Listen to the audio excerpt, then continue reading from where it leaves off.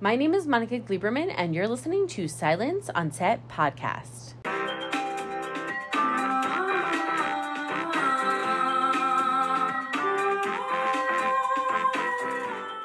On today's podcast, we're talking to the cast of My Lady Jane.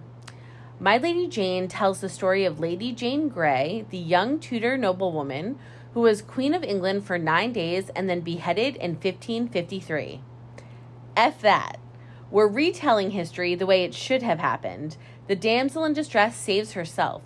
This is an epic tale of true love and high adventure set in an alternate universe of action, history, fantasy, comedy, romance, and rompy-pompy. Buckle up. So, to get us started into what this world will be like, we're starting off with Emily Bader and Edward Blumel. Hi. Oh, hey, Monica. Hi. Who are you guys? Yeah. Thank you. How are you? I got to try to show up, but I mean, your background's a lot nicer. It is nice. Yeah. Duality. It's lovely. It's like the modern Okay, hotel. I'm just going to jump in because I have a million questions and I wish I could ask you guys so much stuff about the finale because, yes, I watched the entire show, Come but on. I'll try to stick to the front, the beginning.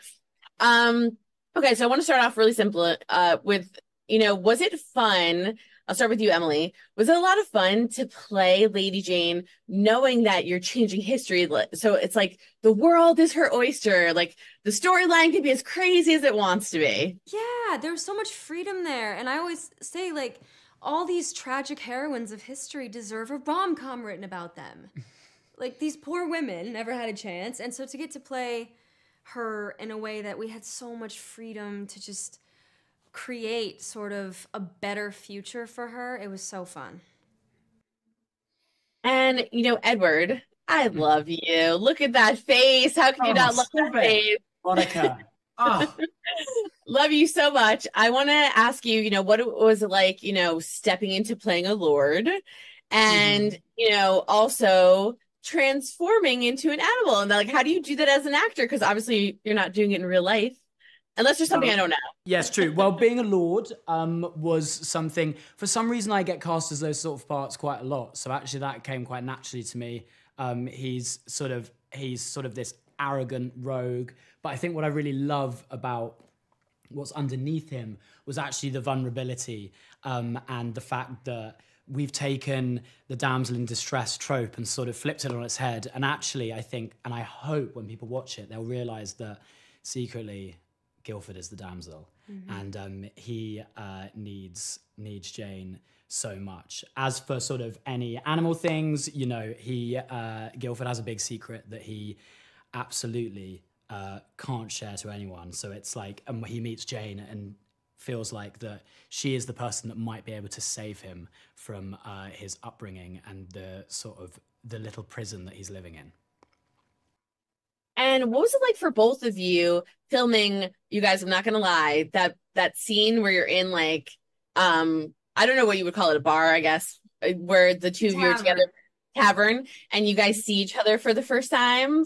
And I was like, I love the narrator, which goes, I don't believe in love at first sight, but I believe in lust at first sight. But the two of you see each other, and I was like, what? And I just got like so excited, and I just wanted you guys to be together. So what was it like filming that scene? Oh, it was the first scene we ever shot together. Yeah. Which was kind of perfect. We were sort of meeting for the first time when we did it. And it was like, so a lot of it feels real, I think, because it was real. Yeah, us just basically making fun of each other for, 12 hours, a whole day. I can't complain. It was pretty fun. It was really fun. And I think it's a scene where the script that Gemma and Meredith wrote, like, really pops off the page in terms of, like, how clever it is. It's wordy in a really fun way that feels classical and feels period. And it feels like these two people are just sussing each other out and trying to show off while better each other, and ultimately find each other insufferable, but really fancy each other. What is the pull, you think, between the two of them? Because it's just whether they're fighting, it's sexy. When they're not fighting, it's sexy. So like, what is it? What is that thread between them? I think it's the challenge. They're constantly challenging each other. And I don't know if either of them have ever been challenged. Yeah. in life. You know, you get introduced to him, and he's sort of this. He seems to not do too poorly on, you know, the ladies' end of things. I think he does quite well for himself. Does quite well. And Jane is, you know, being an intellectual is not something that is necessarily cherished in her family. So I think they have this verbal sparring that is just really intoxicating and infuriating at the same time. And I think the sparring just means that straight away they can tell that they're sort of kindred spirits, I think. And they see themselves in each other. And that obviously grows throughout the show. Yeah, for me, it was the intelligence in the sparring. Yeah. Like the fact that they could go toe to toe, I think was so nice. Emily, you kind of mentioned this earlier, but like so nice to see two smart people go toe to toe. And that's what kind of like gets them interested in each other, you know, after speaking versus like just across the room. I think when you've been more educated than most people in your life for your whole life, and then you meet someone who's able to be like, but you don't know everything. Completely. It's very charming. It's one of Guildford's first ever time coming into contact with a woman who's been as educated as well, better than he has. And I think he finds that incredibly surprising and very thrilling. And I do think, you know, Edward, you're right in terms of the damsel in distress. And I love the show so much for the fact that, you know, Lady Jane is a tough bitch. She's That's a tough right. bitch that just doesn't take any crap. And while Edward doesn't either, while Lord Guildford doesn't either, it's just nice to see that he's vulnerable and wants help from a woman versus just a girl running through the woods and falling and needs help and needs saving. I mean, they do kind of work so well together and balance each other out. Yeah, he really needs Jane for a lot of reasons.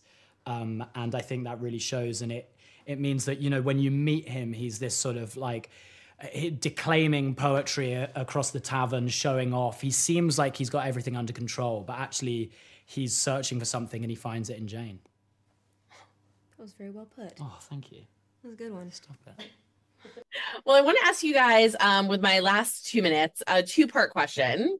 So first I want to ask, what was like kind of the funniest moment where you guys were standing on set and you just like broke out and you were like, how are we going to get through this? Because I think there's so much humor between the two of you and there's so much fun and lightness. And then I want to know what you guys are most excited about, because so much happens and there's so much growth between the two of you individually and together as the show goes on. So what are you excited about for fans to see? I think one of my favorite, funniest moments, I think you might agree with this, was there's a scene that's the bedding ceremony. Yeah, that was mine. And the bedding ceremony is, I mean, genuinely a thing that happened in Tudor times, which is shocking Wild. and so horrendous. But we both, before getting pushed onto the bed together to sort of have sex in front of everybody, are having a pep talk from our parents. So I'm there with Rob Brydon playing Dudley, and Emily's there with Anna Chancellor playing Frances, and both of them were improvising their pep talks. Every time it was different. Rob Brydon did his in verse at one point. He started rhyming. I spy a maiden's shoulder. He did. He looked over at Emily and said, time goes by, we all get older. I think I spy a maiden's shoulder, as she was getting undressed. And like things like that were just like so off the wall and so funny. Anna Chancellor, I could hear her doing it to you as well. The improvs that her and Izzy, who plays my sister in this, came up with, some of them are pretty naughty, so Yeah. I'm gonna let them wait to see what happens. But Absolutely. It was really hard when the camera's this close to your face to keep a straight face. And I think it's those things it's moments like that I'm most excited for people to see, is the irreverence, the sort of slightly, I don't know, sideways look at history, and the fun that we're all having in the moment. Mm-hmm. Yeah. Well, I just have to say, I'm out of time, but congratulations. It's so good. Between the narrator, the changing of views, the shifting of perspectives, the two of you leaning on each other, the arc, how different from the first episode to the finale. I mean, I'm just fully in love. I love the two of you. And I'm like, season 2, let's go. Announce it now. Like, let's get a renewal. So just congratulations, because you guys are amazing in this. Oh my gosh, thank you so much. Have a great day. Thank you. Congratulations, you guys. I'm so excited for you. Oh, thank you. Next up is Jordan Peters and Kate O'Flynn. Hi guys, how are you? Very well. Yeah. I'm so excited to speak with the two of you. I'm obsessed with the show, and I started and finished the whole thing, and I have a million questions about the finale that I can't ask. But I just want to say congratulations because the show is phenomenal. It's so good. Thank you. Oh, that's so nice to hear. Yeah. Yes, I love it. So I'm gonna jump right in. Okay, so King Edward and Mary have very different motivations, if you will, and very different styles of, possibly leading the country, if you will. So for the two of you, what was it like developing your characters and trying to get the essence of how they would want to reign or what they would do with power? Oh, yeah. At the start of the series, we find King Edward doesn't really want to be king. He's just sick all the time, and he's trying to hide his sickness by not trying to be on a wheelchair and trying to present that he's strong when he gives a speech to all the soldiers. But he's just sick all the time, and he's lonely and he's sad, and he just wants to live a life, just a normal life, and just be a young man, because that was kind of robbed from him. He's been a king for such a young age, and just taking on all this responsibility that he just wants to escape. Yeah, and so King Edward being the king is just not really that kingly, to be honest, and just want someone to take over, to be honest. So yeah, he's tired. He's tired. So having an opportunity to not be king would just be amazing for him. Yeah. Yeah. Whereas Mary is absolutely desperate for that crown. And I'm not sure how far after that she's thought. She's just absolutely craving that throne. And when I think she's kind of a natural, actually. Yeah. She kind of she likes the power. Yeah. It's just that people step out of line too often for her. I mean, you abuse your power a lot. She abuses her power. She abuses everybody in her sight. Yeah, she's kind of abusive. Yeah. You want to take out people without giving them a trial? It's crazy. She's a friendly dictator. Yes. Oh, of course. Yeah, that totally comes off in the show.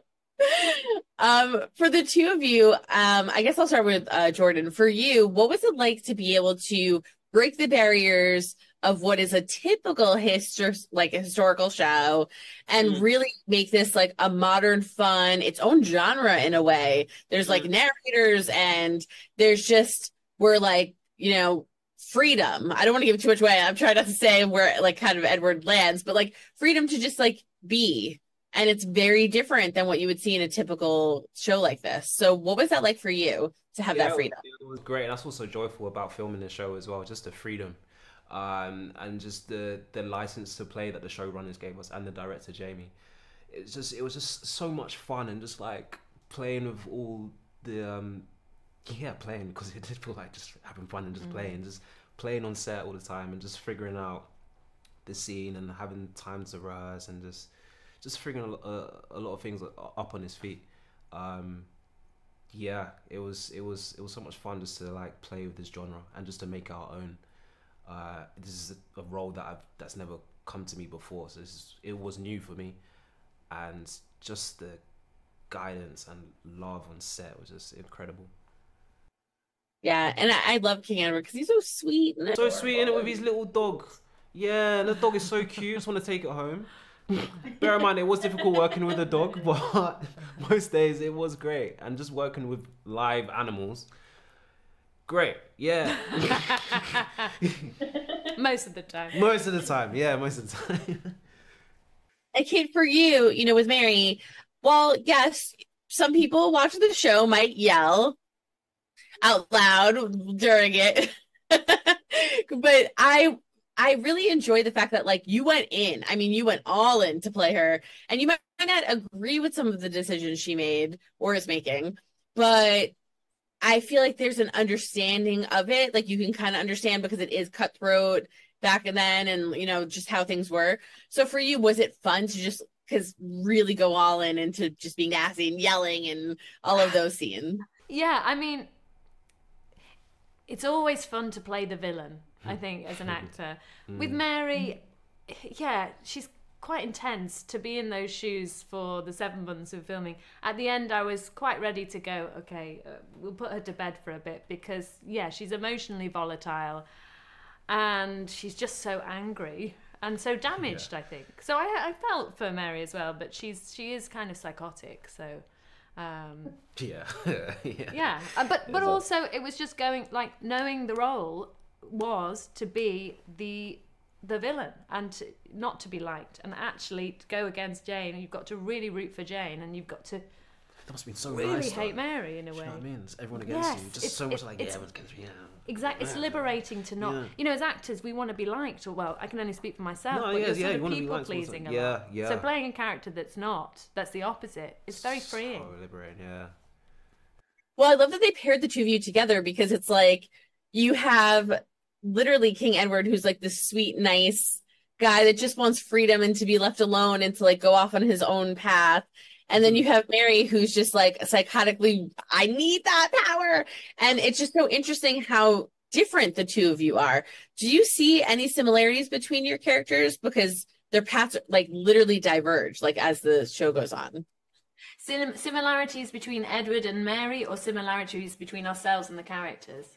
I think similarities between Edward and Mary, because I would find that so interesting if you guys can see any similarities between the two. Because they seem so different. Yes. Yeah. I don't know, like figuring out. It's like, I guess they have a mutual understand. There is an understanding there's of what it means to be that high up, and the loneliness of that. the I loneliness. think they share the the loneliness. Yeah.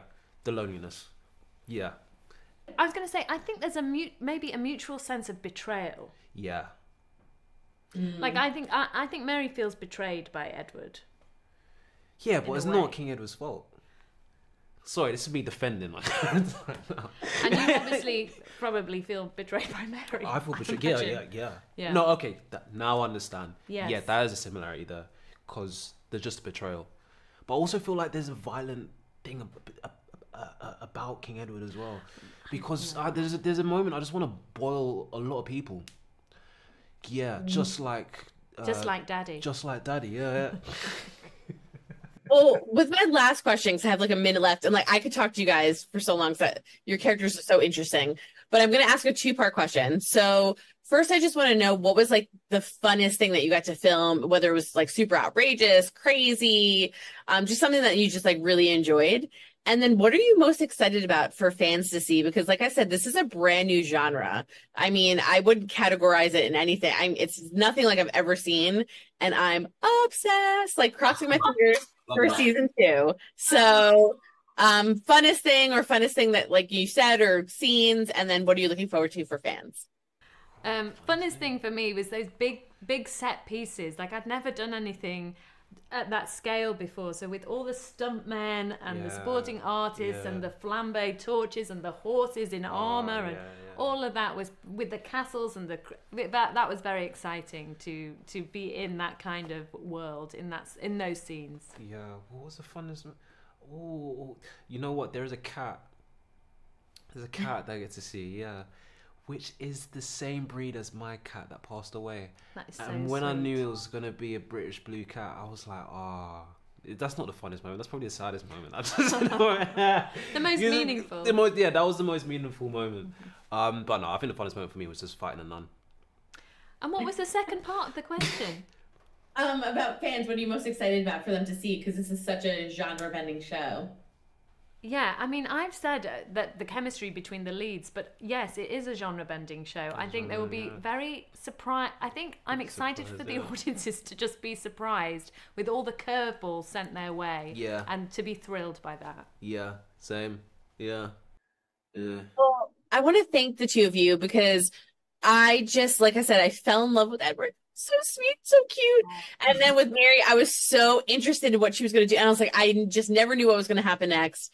And the show is so good. And the arc and the changes from the first episode, I keep telling everyone this, to the finale was outrageous. How much you guys as actors changed and then as characters changed. And I just want to say, well done. I'm obsessed. And like I said, crossing my fingers for an early season 2 renewal. But I just love you guys. And I just want to thank you.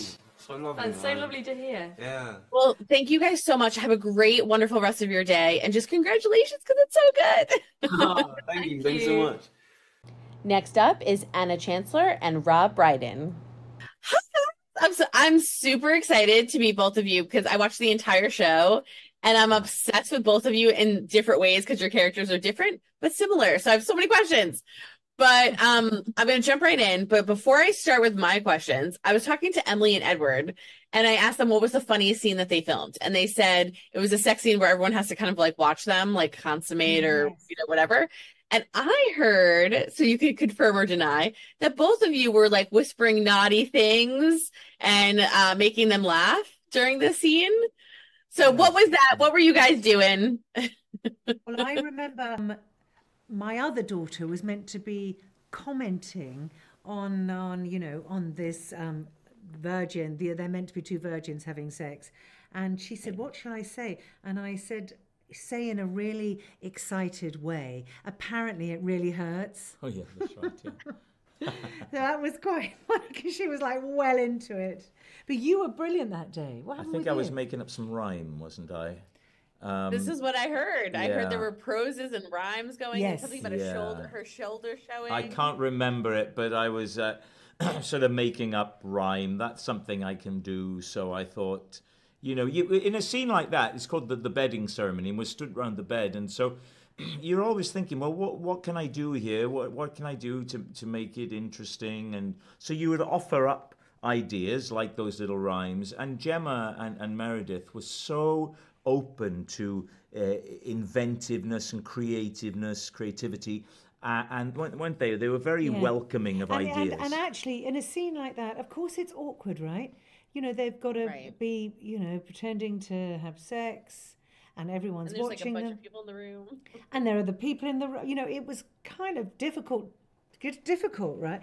But because our director, our writers are saying, make things up, be a laugh, and they're really laughing, and then everyone relaxes. Yeah. Everyone relaxes, and even for them, having to do the sex scene, it was kind of light. Well, I mean, maybe, I can't say it was okay for them, but it was certainly a lot easier because they let you improvise. They said, make up, have fun. And even if they were never going to use those, it was going to make the atmosphere in the room a lot easier, because sometimes filming can become quite uptight, can't it? Yeah, and then relaxation is so important. To let off, that energy, that kind of pent-up adrenaline needs to go. Well, it worked because I asked their favorite scene of the season, and that was it. And they both brought the two of you up and just said how funny you guys were and how great you were. So you nailed it on that one. I want to bring up too, obviously you're both parents on the show, and you have motivations. You each have your individual motivations, I think, to move up, right, in society, but then you have motivations for your children. So talk to me a little bit about how the characters evolve, because I feel like they changed significantly from the first episode to the finale. Well, I think that they both start in one place with a set of ideas right from the beginning. You see Frances bringing Jane to my castle because we decided that she's going to marry Guildford, and we don't know at that point as the viewer that there's a bit of a secret. There's a bit of a secret lurking on my side, and Jane certainly doesn't know that, and Frances doesn't know that, and the audience doesn't know that. So you got that going on. Then, of course, all hell breaks loose, and over the course of the 8 episodes, both our characters go on such a journey and have to deal with so many unexpected things. Exactly, they have to think on their feet. Yes. Because suddenly there's this happening, suddenly there. So what began as a kind of maybe quite a simple deal, then gets shot, and then everyone has to scramble for how they can survive in any given moment, which again, weirdly, is probably quite true. It probably was a very mercurial time. It was a time where there was much change. So people actually, in real life, would have had to think very much on their feet. So in some ways, our show, although it's a fantasy, sometimes I thought it was strangely real as well. Yeah, and I thought it was really nice to see, too, for both of your characters, how much love there was. Like, now you might not agree with some of their decisions or whatever, but how much love there was for their children because they were just making whatever they had to do work, whether it was like coming up with a scheme, coming up with an idea. So for you guys, was that fun to play? People were passionate about their children. Yeah. I think that would have been true too. Because Yeah. when people love their children, and your survival was so intensely wrapped up with the family, that I actually think, again, that was probably quite realistic, that you could have been a very controlling parent, but a very kind of loving parent as well. Yes, And, I agree with Anna, just for the record. I mean, you probably I could agree with you. control it. I love both of your characters too because they bring so much fun to the show and so much craziness. So I want to ask, They were so well written, they were so well written, and we're supporting characters who come in and have lovely lines to say. And so whenever we do come in, it's always with an opportunity to score, as they say. It's always with an opportunity to make an impact. And as an actor, that's a nice situation to be in. and I want to ask, I have 2 minutes, so I'm going to do a 2-part question, which is one, what was your favorite kind of, if you could remember, or at least the scene, but the most outlandish things? Because you guys say some funny one-liners. So if there's any like one-liner that you said or a funny scene that you really loved. And then also, what are you most excited about for fans to see? Because you guys, I mean, you go through heaven and hell to get through this show with your kids. Do you remember some of your favorite lines? Well, I suppose I say that I'm my second. I'm very good at gamesmanship. That's my second best skill, and my first best skill. My daughter asked me, "What is that?" And I say fellatio. So I don't suppose I can top that. Round of applause. Yeah. Yeah, that was very nice. Oh gosh, I can't remember. There's a bit of action that I'm quite pleased with, which was there's a scene where Seymour accuses me of something, and I don't expect him to accuse me. I'm eating an apple at the time, and I do a double take. And I was pleased with that. A little bit of business, that the timing was just how I wanted it to be. And you did a double take as you were eating an apple? Yes, yes. I mean, potentially very dangerous, but I didn't care. I just went for it.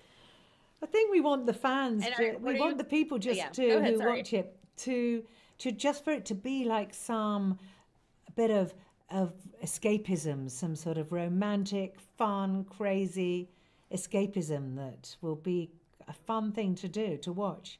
Yeah, to put something out there that is a break from reality. Yeah, that's not a come because it's very sumptuous and it's very lavish in its scale, in its budget, in its look.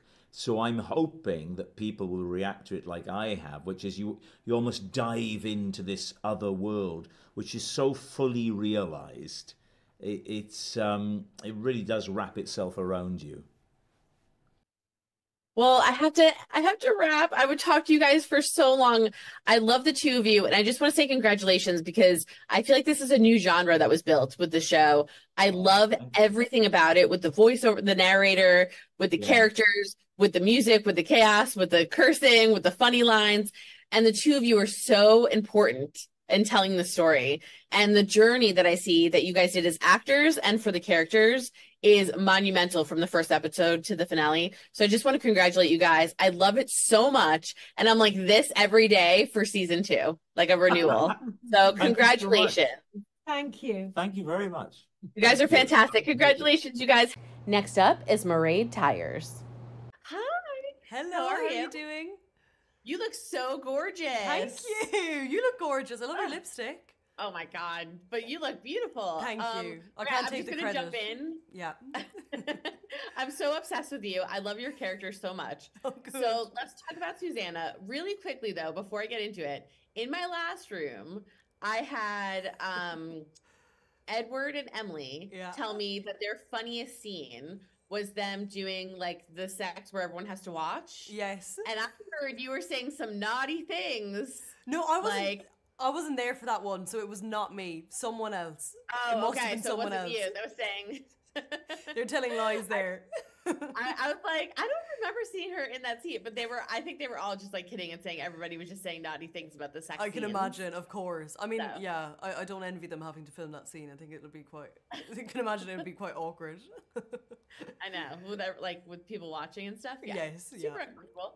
But I want to talk about your character because I love her. She's like such a amazing person because when you meet her, you know, she's just helping. She's just a really good friend.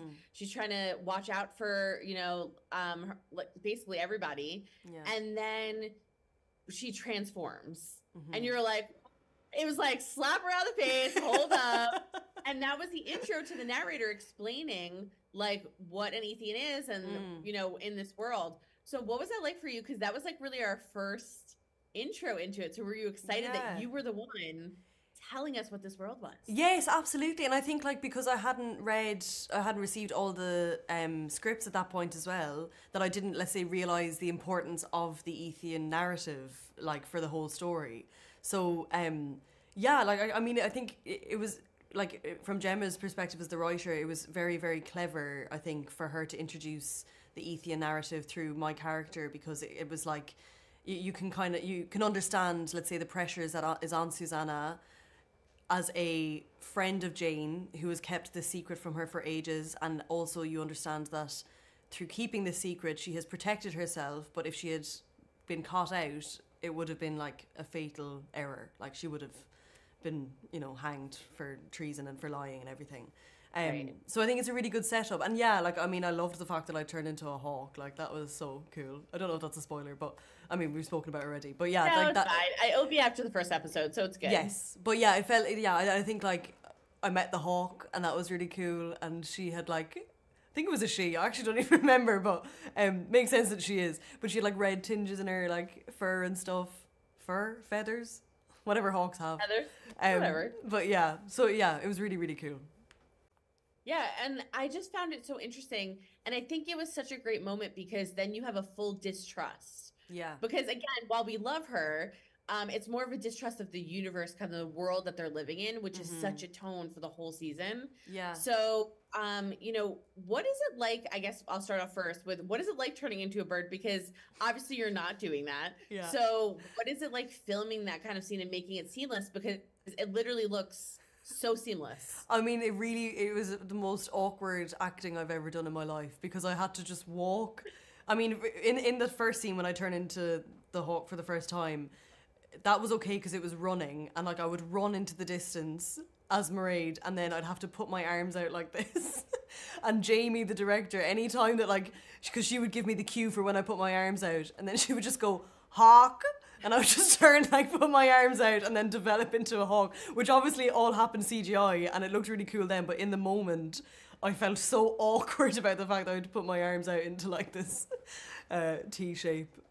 Yeah, quite demoralizing in that moment, but it worked. It ended up really well, and it looks great. Well, you pulled it off because like it's like seamless. Yeah, and the reason as well that it is so seamless is because I'm sure you know this, but like the fact that they used the actual animals, they wanted to use the least amount of CGI possible, so they filmed the same track that I did with the real hawk, and then blended the two, and it looks seamless. Yeah. Yeah, it's just amazing. And then I love when we see you again. I talked about this before in other interviews in the tavern. Yes. Because again, we're like, oh my God, look at her. And like, you're fully self-sufficient. And I love this about the show with the women. Fully self-sufficient, on your own, handling yourself with men, like, you know, just like a badass. And then we see you again. And then it's like a shock of them reuniting with like Lady Jane seeing you.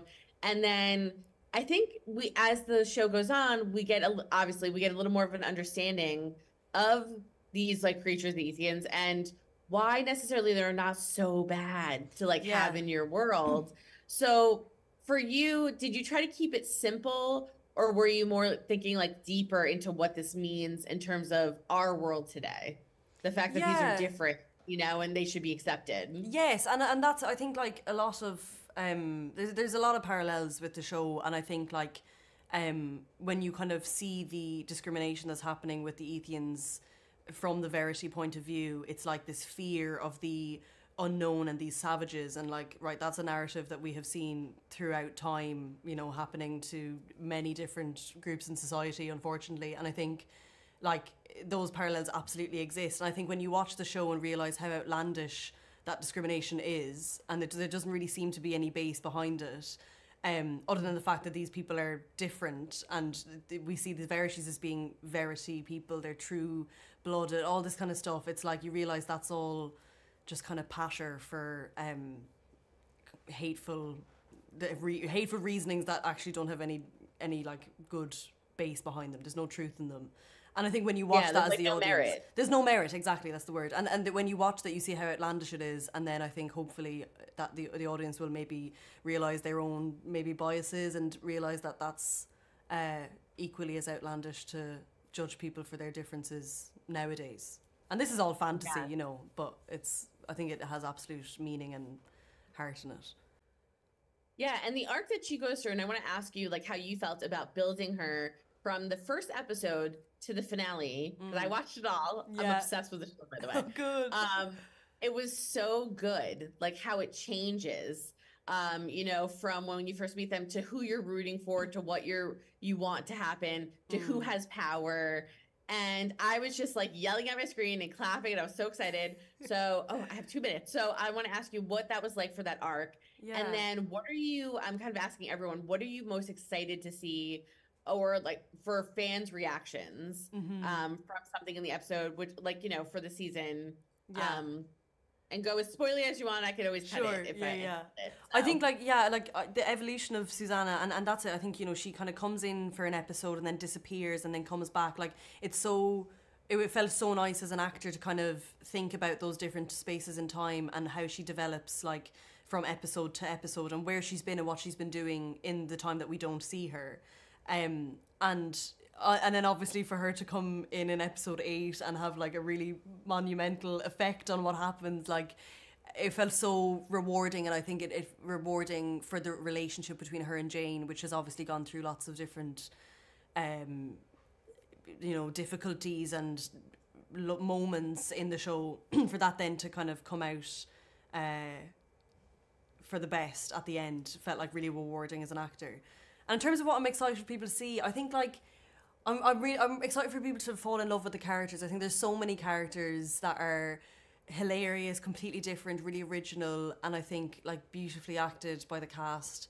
I just want them to fall in love with like the characters that are there and like the relationships between them, particularly with Jane and Guilford. Like I think it's such a gorgeous, like tantalizing romantic relationship that is beautiful, and I think to watch them kind of their hate grow for each other and their love grow for each other is like beautiful. So yeah, I'm excited for people to see that. Well, I want to thank you so much. I have to wrap, but let me tell you, you nailed it. From the first episode to the last episode, I was cheering for you. I was clapping in that last episode. I won't give anything away, but I was clapping and cheering, and I just think you nailed it. You did such a great job, and I just want to congratulate you. I cannot wait for everyone to see it. Oh, and I'm like, so much. I'm like, renew it. Me so too, like, I'm like, of course. Go for season 2. Oh, thank you. Lovely to speak to you. And finally, 2 of the coolest, nicest, sweetest, most badass co-showrunners. Here's Gemma Burgess and Meredith Flynn. Hi, how are you? Good. How are you? I'm good. I'm so excited to talk with 2 strong, powerful women on TV. Thank you. Oh, thank you. That's so lovely. Yeah. So excited. Okay, so I'm going to jump right in with one question that's been bothering me, which I'm sure you're going to get asked all day long. But can you give any details as to who the narrator is? As in who the character is or who the actor is? Who like both, I guess. Like okay, who the actor is that's narrating, and then... And so the actor is called Ollie Chris. He's brilliant. He's a genius. And then the character, to our mind, is kind of like this bitchy, snarky Oxford Don historian, but also maybe a god. Oh, interesting. Yeah. And the author was really inspired by the tone of the book in a way to inject that tone, but also our POV. Our POV, yeah. It's kind of like, we think of him as our avatar in the story, and also maybe the audience's avatar, because he can ground the more fantastical elements of the story and also kind of make fun of everybody. He can offer some wry commentary. Yeah, in a way that we wanted everyone to feel, inclusive. Just tease everyone a bit. Yeah, because it's so funny, and a lot of times just what you said, what he says is like what you're thinking, so you just start laughing. Yeah. So, how is that integrating the voiceover and the narration with the actors, because there's a lot of times where they kind of cross over and you're like waiting for the actor to talk, but the voiceover is playing and it works perfectly. I would normally read the author on set. It was helpful to get the timing right. Yeah, they needed it to be read, or rather, it was very helpful for it to be read so that they could be reacting to something. Yeah, and Gemma's the one with the English accent, the English-ish accent. And then what was it? What made both of you decide to co-show run this?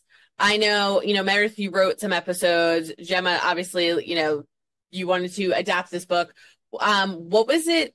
I guess, what was the reasoning behind it for both of you? Like, was there something important when you were reading the material that you were like, this is what we want to do? And why change some of the historical stuff, which I'm so happy you did, but why change it to create this like whole new world for us?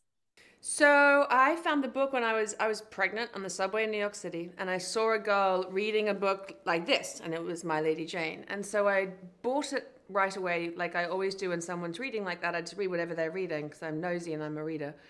And I fell in love with the book as a fan, and then immediately thought this needs to be on television. So I kind of made it my mission. I was selling other shows and writing other things, but I would always mention this whenever I could. And then finally sold it to Amazon, wrote a couple of episodes, and then met Meredith to be my co-showrunner. Your lawfully wedded co-showrunner. That's right, my lawfully wedded co-showrunner. And both of us were like these history nerds who were obsessed with the real Lady Jane Grey when we were teenagers. Gemma was looking for a partner to showrun the show, and I read her pilot and fell absolutely in love with it, and then read the book, fell in love with that. But what was really underneath all of it was this interesting coincidence that when we were both in our early teenage years, we were obsessed with Lady Jane Grey. Yeah. We loved the De La Roche painting, not loved, but yeah. Gemma had the De La Roche painting on her wall. Yeah, and the Helena Bonham Carter, Carrie L. West movie was just like, we thought it was so tragic and romantic. She was beautiful and doomed, and then, all of that is really enticing when you're 13, but then you revisit it when you're a few years older, and you think to yourself, no, actually, she was a terrible victim. Yeah. One of the most well-educated women of her time, queen, and yet still used as a pawn and executed. So how can we give her a different story? A story where the damsel in distress saves herself. Yeah. Oh my gosh, you guys, I love it so much. You have no idea. I watched the whole show. I have so many questions about the finale, and I'm like, I can't ask anything, so we'll have to like do so many things. But, oh my gosh, I'm obsessed. Yes, I'm following all of you. Everyone that's on social media, I'm following right away. When I finished the last episode, I was like, I have to know everyone. But I want to ask both of you too, what's your perspective on Lady Jane and the good old Lord Guilford? They're so cute, and like they meet, and there's like this instant connection. But I think it's the thread of intelligence, which is very rare to find on a rom-com or like or a period piece, where it's not necessarily like, yes, they both are attractive, but it's not necessarily the first looks. It's more of that sparring intellect. And you guys did such a great job of this. So, what was the development of those two characters, and why was it important, that tavern scene, for them to just spar at each other and just kind of like, fall in love that way? Well, they notoriously didn't like each other in real life. And then in the book, they really played on the enemies to lovers thing really well. So it was just, we were handed this relationship, and we just wanted to build it out with the best banter possible. We wanted them to join the pantheon of iconic banter is foreplay couples out there, Elizabeth and Darcy, Benedict and Beatrice. Yeah. Absolutely. So we hope that they do. Yeah. We also love Screwball.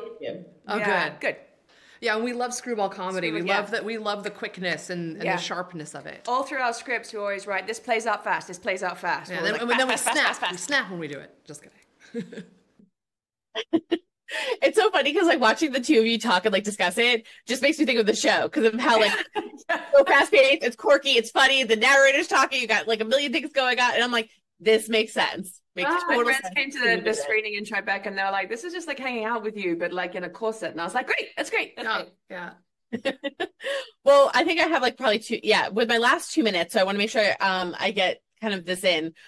What was like, for each of you, what was like critically important? Like, what was something on the show where you were like, I want this in, this is very critical to telling the storyline for each of you? And then what are you most excited about for fans to see? And you could give a little spoiler. If it's too much, I'll hold it. So, but what are you most excited about? I'm most excited for fans to see the Guildford reveal. That is a spoiler. I'm most excited for the fans to see the Susanna. Yeah, reveal. that's good too. Also spoiler. I think. I'm sorry. What was the first half of your question? I had an answer, and then I got excited thinking about spoilers. Yeah. Tempting us with spoilers. Just like, how I think I started with how like the arc, changes over time, and like just like what it was for you guys, and like how much fun it was to kind of create that from start to finish. It was so much fun. I mean, we always write to kind of impress and entertain each other. Impress and delight one another. And we always want to write something that just feels surprising to everybody who's about to read it. We're sort of daring people to look away. Like, yeah, you think you know what a corset drama is, you don't know what this is. Was there something like funny that happened on set, or something that you wanted to keep in? I think is what I asked. Like something really specific that you had to have in the season. Every moment with Anna Chancellor. With Emily and Edward, or Guildford and Jane, we wanted snogging, and we kept saying, more snogging. The fans want snogging. Snoggier. Snog. Kiss, kiss, kiss.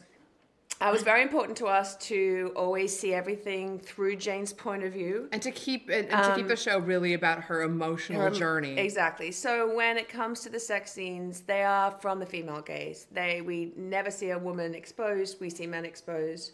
And we try to keep the show arousing, and we don't objectify women. We want it to be a safe place for women, never triggering. That's our goal. Well, I want to thank you guys because it is sexy. I love the fact that we see men naked and not women. Thank you. I mean, it's been years of seeing women naked. So I love the badass characters you created. I'm obsessed with the two of you just interviewing you because it's like totally in my brain, the show, but it's so your voices. It's so amazing. And I just want to congratulate you because I started it and I was like, next. I finished it and I was like, I'm obsessed. Everything works. And you guys did a brand new genre. I don't even know what I would call the genre. But it's brand new. Thank you. You're my favorite. Thank you so much. It's so lovely. Thank you so I much. love both of you so much. So congratulations. Thank you. I really appreciate it. Season 2. I'm like this. Season 2. Have a great day, you guys. Thank you so much. Hope you guys enjoyed hearing from the cast of My Lady Jane. The series had its world premiere at the 2024 Tribeca Film Festival on June 12th and premiered on Prime Video on June 27th. So make sure you head over there and check it out. Don't forget to hit the subscribe button so you're updated on all of our latest podcasts, and head over to our YouTube channel, hit subscribe so you're updated on all of our video content.